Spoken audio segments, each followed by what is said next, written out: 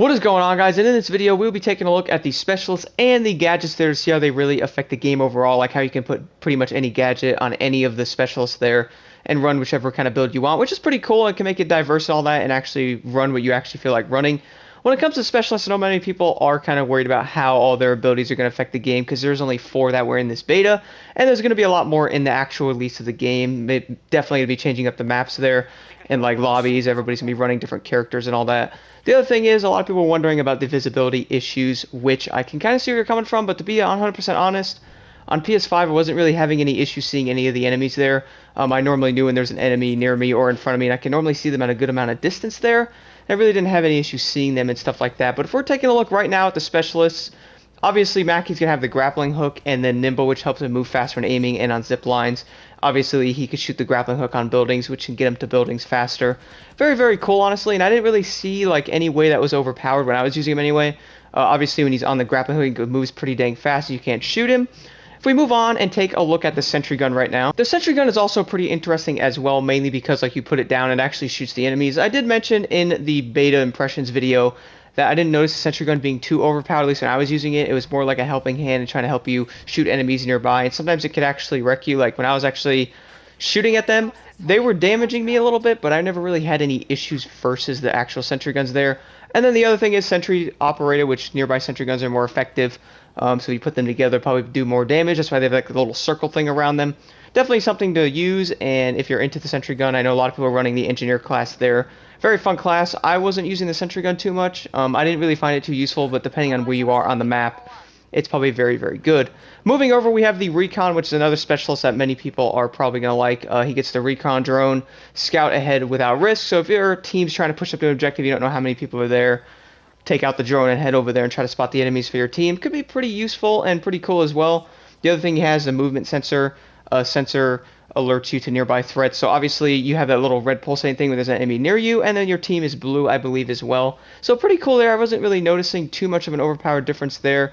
Obviously snipers are farther away, so having a helping hand there to actually show you if there's an enemy nearby trying to sneak up on you could be a good thing, but also could be kind of annoying to people as well if you're trying to actually like sneak up on somebody. Might be a little annoying there. And then finally we have the last character, which is going to be support, and she has the heal at range, which is the pistol that can actually shoot and heal your teammates and all that, and yourself if you want.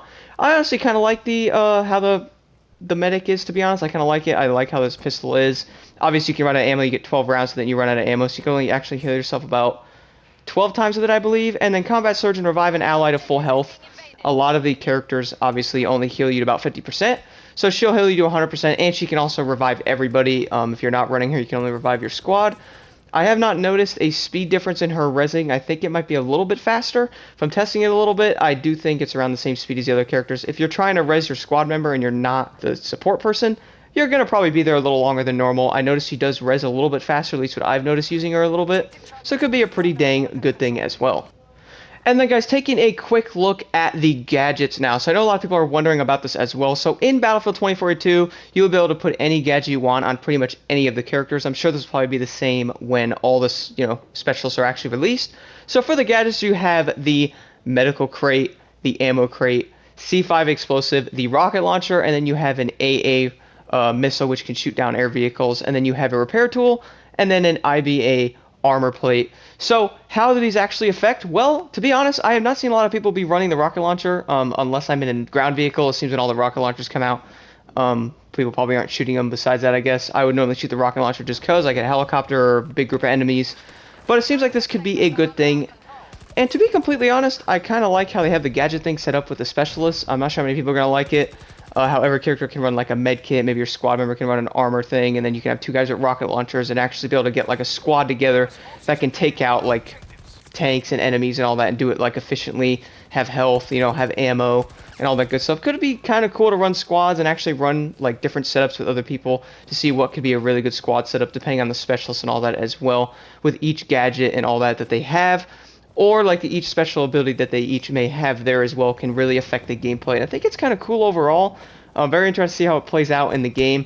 Like I previously mentioned, the visibility issues, I wasn't really seeing any issues when I was playing, but I know where you guys are coming from on that. Sometimes in the bush zone, you might not know there's actually an enemy shooting at you or something like that. I understand where you guys are coming from. Maybe I turned my brightness up a little bit, and it seemed to fix it a little bit there on PS5, but I wasn't really having too many issues seeing anyone. I thought visibility was pretty dang good, at least compared to Battlefield 5. It can run right by people on there sometimes, at least my teammates did anyway. But overall, it seems pretty good. When it comes to the weapons and all that as well, I figured I'd go over this for the throwables. You have the proximity sensor, which is going to spot an enemy for you, or you have the frag grenade, which I'm sure most people are running, and crazy grenade spam. Not really that bad, honestly. I wasn't experiencing any, like, 20, 30 grenades flying toward me, but you can definitely kind of see. And it's good throwing them in small areas and blowing other enemies up and all that. And then obviously the pistols are pretty fun to use. I honestly did enjoy the weapons as well. I thought they were a good time. I'm going to get into the attachments next. So for this, I figured I would jump at the HQ here, that way no one can come over here and bother me when I'm doing this. So showing off the actual weapons here and their attachment system, let me know your guys' thoughts on this. To be honest, I actually kind of like it. I know I was kind of looking for the buttons at first trying to do this as well. So obviously you have the suppressor. It shows you your stats there on the left side of the screen on what you guys may, like how it actually affects your weapon and all that. You can put the reflex sight on there, or the actual scope there. I think it's kind of cool overall. I'm interested to see how many attachments are on each weapon. I wonder if this is all the attachments for, let's say, the PBX-45, or is there going to be more, or obviously you're not going to have any of these unlocked when starting out to use weapon. You probably have to level through it like all the Battlefield games there, well, at least in 4 anyway, to get all the attachments unlocked. Overall, I think this is a pretty cool feature, and I'm interested to see how it'll play out in the game. Being able to like fight an enemy long range, and then being able to fight someone close range is pretty cool. I do like that feature, I'm not going to lie, and I think it's a very cool thing to have in the game. And then obviously for the pistols, you'll be able to probably have some stuff on these too, like suppressors, but they're probably not showing them in this, which is pretty cool. I'm sure many people are very, very mixed on how the weapon like attachment thing is, which I don't really blame you. It's kind of different and a little weird to get used to. But to be honest, I think this could be something really good. Like, let's say you're running a sniper rifle and you want to fight some longer, like closer range engagements. Run the iron sights on there if you want. Maybe run like a suppressor, something for closer range with a grip and then a larger magazine. And if you're trying to snipe farther range, throw a scope on there, and then obviously the barrel attachment or whatever to make it a little better. I think this is very cool and can definitely be used to like in different engagements and all that. Can make fights very interesting. Being able to change your weapons on the go is something I've always really wanted to do in a Battlefield game. I think it's something that would be very good, and I'm interested to see how it will be working and how it's actually going to, run in the game. Obviously, each weapon will be different with different attachments and all that, but it'll be very, very fun to see how these actually work in the game itself. But I do like the attachment system. Let me know all your comments below what you guys think of how this actually is with being able to change your stuff on the fly like this. Do you like the system? What are some of the things you might want to see change in it, and who knows, we might see changes when the game's released. So to be completely honest, guys, I'm not going to lie, I am pretty excited for Battlefield 2042 to release. I know many people are kind of skeptical on some of the specialists and all that, or like how everyone's the same on each side, or having visibility issues and all that, but hopefully some of that will be addressed when the game is released. Let me know in the comments below what you guys want to see, maybe some changes you'd like to see, whether that's some of like the handling of the vehicles, or some of the difference with like attachments, or like how the specialists are. Like I said, with the vehicles, if you're wondering, I did change my settings in that, which seems like the best option to do so there. Going over here in a controller and then showing that, I definitely try alternate, because that seems to make it a lot easier. I was actually enjoying the Buzzard. I was having a lot of fun in that thing, and it was a lot easier to fly. Even the jets were easier as well. So try to change your settings on that, might help a little bit. Overall, the gunplay does seem pretty fun, and I feel like a lot of people are enjoying 2042 for the most part. Although there are some issues in this beta that I'm sure are kind of annoying, like some of the visual bugs, like the flashes stuff I was getting, some of the weird things on the map I was getting, different colors and weird things like that. Definitely some interesting glitches as well, but I guess we kind of expected that from the beta. Overall, I do think this game's going to be pretty dang fun when it is released, and I'm looking forward to seeing how it actually play out with all the specialists, how all the weapons will be in the game, because there's going to be a lot of weapons to choose from, and I think it'll be a good time. One thing I also wanted to mention, that I did see somebody say that apparently there is no aim assist on Battlefield 2042, which, to be honest, I was looking in the options here, and I honestly can't really find too much on that. Maybe I'm tripping, but I do not see anything about aim assist on here. Maybe I'm just tripping, I'm not looking in the right place, but they may actually be right.